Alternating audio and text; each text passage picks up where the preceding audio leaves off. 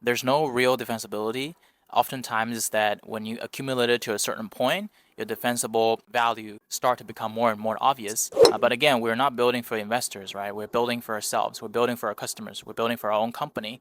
So when you think about defensibility, you should really think about what unique position you have at your industry, and then using that wisely to strengthen your competitiveness in the area. Hi everyone, welcome back to the channel. This is Sean. So this week, let's talk about defensibility. So why is defensibility so important?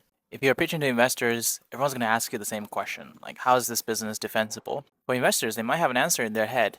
Basically, most of the businesses don't have defensibility, but they're still curious how you would answer this question.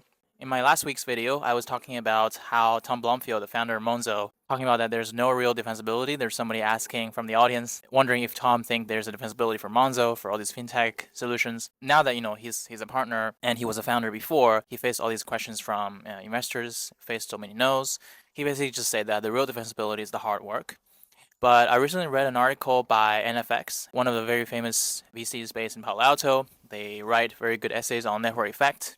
They basically were saying that there's two different ways of looking at defensibility. The hard work or moving fast, all these kind of things that a lot of startups they claim themselves to be having, is called competitive advantages, which is that you're in a very nimble team, very small team. Perhaps you have very strong background in certain things, and you can move really fast. So that's your competitive advantage. But when it comes to defensibility, moving fast is not the only thing, right?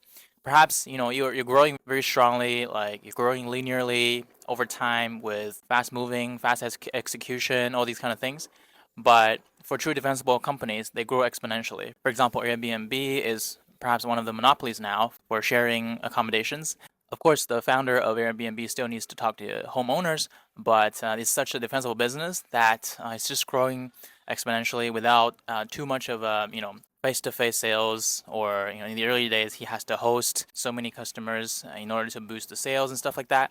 So I think, yeah, let's just break it down, right? So what is real defensibility over here, other than just pure founder competitive advantages, which is moving fast and being a small team or with the expertise? So here are a few very popular thoughts on defensible businesses. Number one is called network effect, which is arguably the most important defensibility that a digital business could have in this world.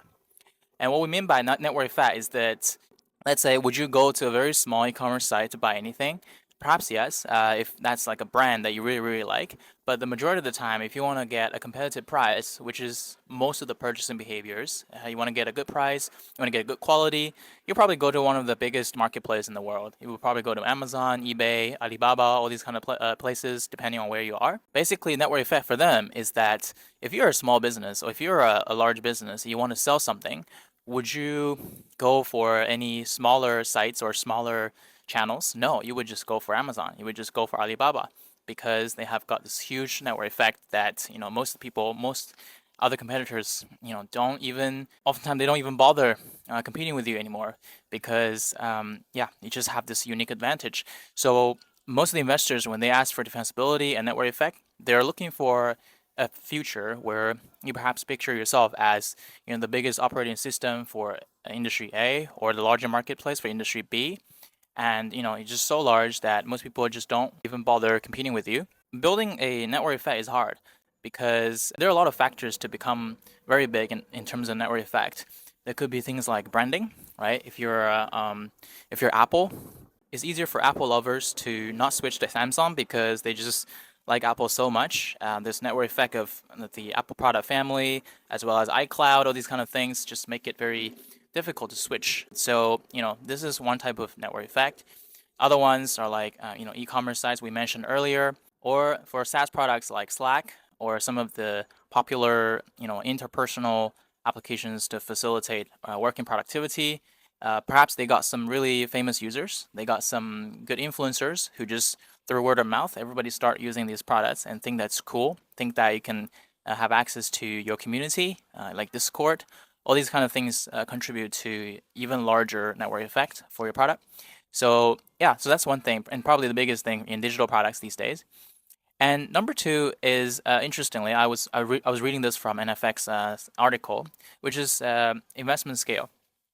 So sometimes we also face the same question, or we face the similar situations where investors ask you, hey, do you have any competitors out there how much have they raised, right? The amount of money that people have raised could potentially become a barrier for investors to have the willingness to invest in their competitors.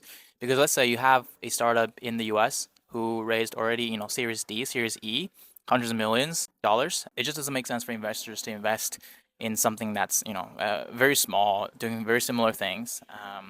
Even if you're showing a lot of traction, but because there's a big competitor with a lot of capital being raised already, they probably just run away, right? So that's another interesting way to show defensibility, which is the amount of capital you're raising. We're definitely seeing a lot of cases like that in the market. And thirdly is about embedding, which is if you can integrate with a lot of the existing system your users are using. Say, for example, it's very common in the B2B SaaS world where uh, everybody is building an ecosystem to integrate with other apps, right? And because it's so convenient to do things with other apps on your app, then people just feel sticky to it. They love it. They can't get away from it. Or for some of the SMBs, if you could integrate with their say inventory management system or their EPOS system or their transaction system, then it just makes so much sense for them to continue to stick to your product. That is another interesting defensibility argument. But also another argument could be, what if some of the products that you depend on or embed with suddenly decide to build a feature like yours, right? They don't want their users to be depending on you, and that could be a challenge too. So you really need to think about, are we just adding a feature on top of somebody else's product when it comes to embedding, when it comes to integration, or are we actually building a very valuable product, but we just happen to be building this ecosystem on the side to have a lot of connections with other apps so that our users feel more sticky to ours. And last but not least, a very powerful defensible argument is that you're building a very strong centralized database for your customers, which most of the competitors probably, if they come later, they don't have that advantage anymore. That has slightly more overlap with network effect because the stronger your network is, the more valuable your data set becomes. And basically, if you have a database that is so unique that most people don't even have access to, then the opportunity that you could provide is, say, on top of a network effect, you could provide more smarter features, right? You would understand your users' preferences. You would understand a little bit more on what's the trend and what is sort of the usage preferences so that you can iterate your features much faster. But at the same time, perhaps if you're a marketplace, you can enable more business opportunities, connecting the right supply and demand side. So there's just so much you can do when you have collected a huge amount of data on this industry. And a lot of times investors are looking for defensible databases because, they have seen cases in the past where people just built up, perhaps, it doesn't seem a very innovative idea, but because they did so well at collecting these data, it just formed a invisible wall for anybody else to compete with them. So if you're a startup and you're starting something innovative, something new in a traditional industry, or you're just starting a complete new demand use case, it's very important to think about what kind of data you can collect and what kind of data you can leverage to provide deeper value for your customer. And this is easier to be said than to be done, right? It takes a lot of day-to-day iteration and talking to user to understand their needs. But it's important to keep these things in mind when you're building your product through the way. What is real defensible for you in the longer term? Again, just to reiterate what we talked about earlier, there's no real defensibility. Oftentimes, is that when you accumulate it to a certain point, your defensible value start to become more and more obvious. These are the few typical defensible arguments that startups could have to answer these questions. But again, we're not building for investors, right? We're building for ourselves. We're building for our customers. We're building for our own company. So when you think about defensibility, you should really think about what unique position you have at your industry, and then using that wisely to strengthen your competitiveness in the area. Yeah, so hope that was helpful. Let me know what you think. Happy to chat more about these kind of topics, and like and subscribe if you think that was helpful for you. Peace. Thank you very much.